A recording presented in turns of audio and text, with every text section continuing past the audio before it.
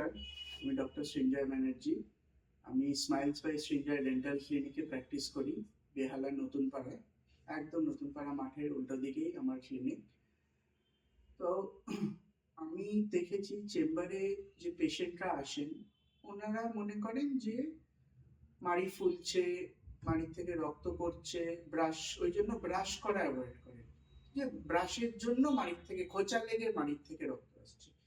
কিন্তু সেটা main reason না। মেইন রিজন হচ্ছে খাবার জমে জমে মাড়িটা ফুলে গেছে বলে ওইটুকু প্রেসারে ব্লাড আসছে।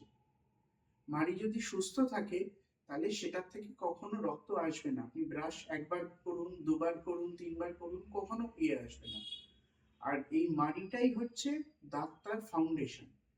আপনি যদি মাড়িটা ঠিকঠাক ভাবে না রাখেন, তারপর আপনার উপরে দাঁত ভেঙে গেল, আপনি রুট ক্যানাল করান, ক্যাপ দিন, ব্রিজ করুন, ফিক্স দাঁত বসান, যাই করুন, সে বেসটা যদি স্ট্রং না থাকে তাহলে সেই দাঁতগুলো নড়তে নড়তে আলটিমেটলি পড়ে যাবে। লাইফ ট্রিটমেন্টের নিজের দাঁতে কমে যায়।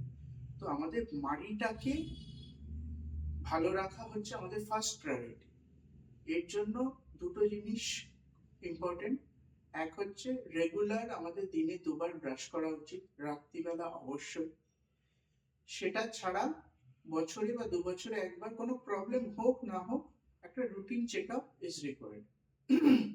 যদি সেখানে কোনো মাইনর প্রবলেম স্টার্ট হচ্ছে বা কিছুই হচ্ছে, সেটা একদম গ্রাসরুট লেভেলেই ঠিক করে নেওয়া যাবে।